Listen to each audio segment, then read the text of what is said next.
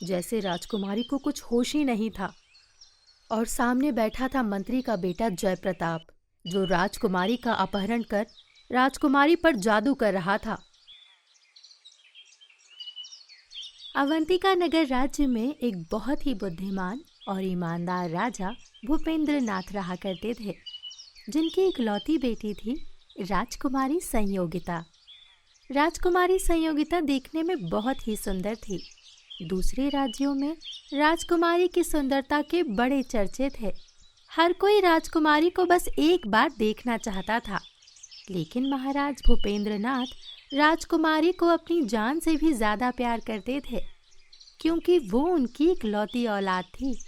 और महारानी इंद्राणी भी राजकुमारी पर अपनी जान छिड़कती थी। ऐसे ही एक दिन राजमहल में, पुत्री संयोगिता, आजकल आप ठीक से ना तो खाना खा रही हैं और ना ही अपनी चित्रकला पर ध्यान दे रही है। आखिर बात क्या है पुत्री? इतने में महाराज भूपेंद्र नाथ भी महारानी के कक्ष में आ जाते हैं और कहते हैं, ये हम क्या सुन रहे हैं संयोगिता? आजकल तुम ठीक से खाना क्यों नहीं खा रही हो? आखिर बात क्या है? पिताजी, आप हमारी बिल्कुल चिंता मत कीजिए। माँ, पिताजी, हम बिल्कुल ठीक है, बस थोड़ा सा मन नहीं लग रहा है। संयोगिता, तुम्हारे मन में ज़रूर कुछ है, तुम हमें बताओ, हम तुम्हारी मदद करेंगे। हाँ संयोगिता, हमें तुम्हारी चिंता है। अगर कोई समस्या है तो हमें बताइए। माँ, पिताजी, हम एक सपने के बारे में सोच रहे हैं। हमने एक सपने में देखा कि हम एक अनजान जगह पर हैं और वहाँ हमें एक अनोखा फूल मिला है। उस फूल की खुशबू ने हमें बहुत आकर्षित किया और जैसे उसके बाद हम आप दोनों से दूर हो गए। महाराज भूपेंद्र नाथ और महारानी इंद्राणी ने एक दूसरे की ओर देखा और घबरा गए। संयोगिता, ये तो एक अच्छा सपना नहीं है। हम एक काम करते हैं, राजपुरोहित को बुलाकर उन्हें ये सब कुछ बताते हैं। हो सकता है वो हमें कुछ रास्ता दिखाए। जी महाराज, आप अभी के अभी राजपुरोहित जी को बुलाएं। क्या पता हमारी बेटी के ऊपर किसी की नज़र लग गई हो। महारानी, राजकुमारी संयोगिता, आप दोनों बिल्कुल मत घबरा, हम हैं ना। और ये पूरा राज्य आपकी रक्षा के लिए है। हम पर भरोसा रखिए, आपकी बेटी को कुछ नहीं होगा। जाओ संयोगिता, तुम अपनी चित्रकला करो और उसी में अपना मन लगाओ, तुम्हें ज़रूर बहुत अच्छा महसूस होगा। और राजकुमारी संयोगिता अपने कक्ष में जाकर अपनी अनोखी अनोखी चित्रकला में लीन हो जाती है। तभी महारानी महाराज से कहती है, महाराज, हमें तो बड़ी चिंता हो रही है। ये स्वप्न कहीं किसी खतरे की ओर इशारा तो नहीं कर रहा? नहीं महारानी, आप व्यर्थ ही चिंता कर रही थी, ऐसा कुछ भी नहीं है। तभी राजपुरोहित वहां आ जाते हैं और महाराज से कहते हैं, महाराज की जय हो। बताइए महाराज, क्या बात है जो आपने हमें बुलाया? सेवक आपकी सेवा में हाजिर है। रोहित जी, आपका बहुत बहुत धन्यवाद यहाँ आने के लिए। दरअसल बात कुछ गंभीर है। राजकुमारी संयोगिता को कई दिनों से कुछ अजीब सपने आ रहे हैं और उन सपनों में उन्हें भूल नज़र आ रहा है, जिन्हें वो बार बार पाने की कोशिश कर रही हैं। और उसी के कारण राजकुमारी संयोगिता बहुत परेशान और विचलित है। वो ठीक से खाना भी नहीं खा रही है। पुरोहित जी, अब आप ही बताइए कि क्या किया जाए। आप जल्द से जल्द कोई पूजा पाठ या हवन करवाइए, जिससे हमारी बेटी को कोई ऐसा सपना ना आए जिससे कि वो विचलित हो। हमें उनके लिए बहुत डर लग रहा है। महारानी, महाराज आप चिंता मत कीजिए, हम राजकुमारी के नाम से एक बड़ी सी पूजा रखवाते हैं। राजकुमारी के सर पर जो भी संकट होगा इस पूजा के बाद टल जाएगा, आप चिंता न करें। तभी राजकुमारी वहां आती है और कहती है, माँ, पिताजी, हम ज़रा नीचे बागीचे की ओर जा रहे हैं। हमारा मन थोड़ा ठीक नहीं है। रंग बिरंगे फूलों को देखेंगे तो मन लग जाएगा। हाँ बेटी, ज़रूर जाओ और अपने साथ दासी को भी ले जाना। लेकिन पहले इधर आओ, राजपुरोहित जी से आशीर्वाद ले लो। राजकुमारी संयोगिता पुरोहित जी के पैर छूती है और अपनी दासी के साथ बगिया में टहलने चली जाती है।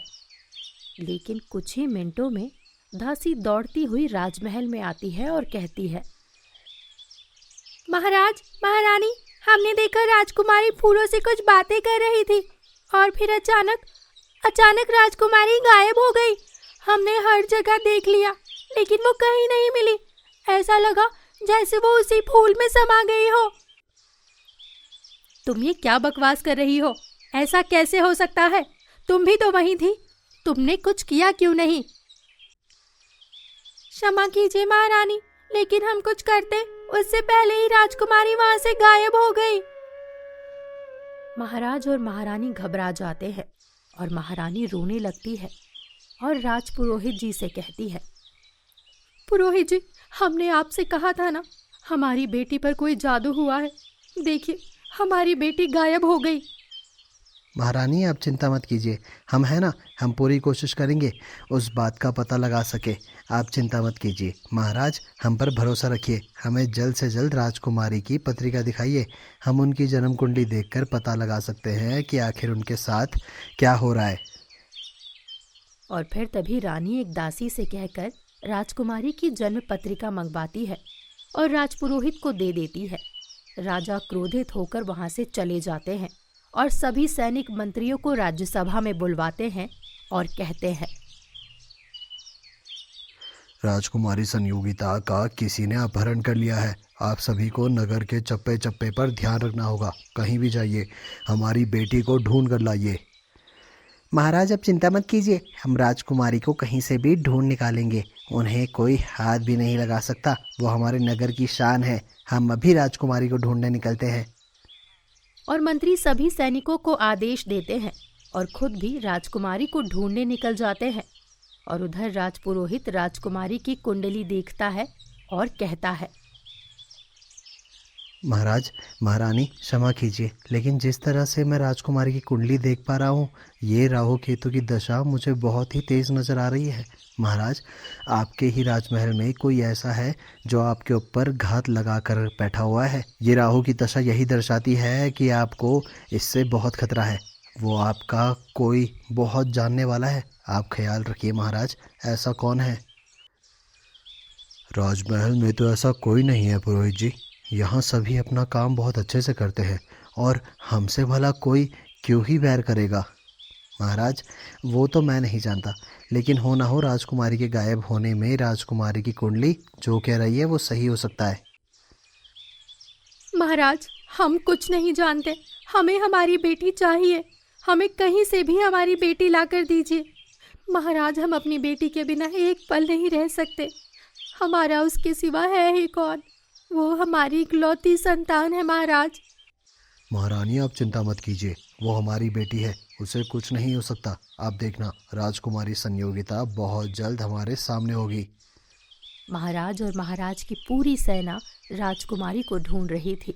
नगर के चप्पे चप्पे पर सभी लोग राजकुमारी का पता लगा रहे थे, लेकिन राजकुमारी दूर कहीं काली पहाड़ी के पीछे एक हवन कुंड के सामने बैठी थी और हवन कुंड के दूसरी तरफ बैठा था जय प्रताप, जो कि राजकुमारी को आंखें भरकर देख रहा था।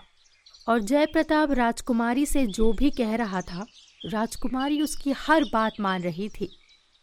और वहीं दूसरी तरफ राज्य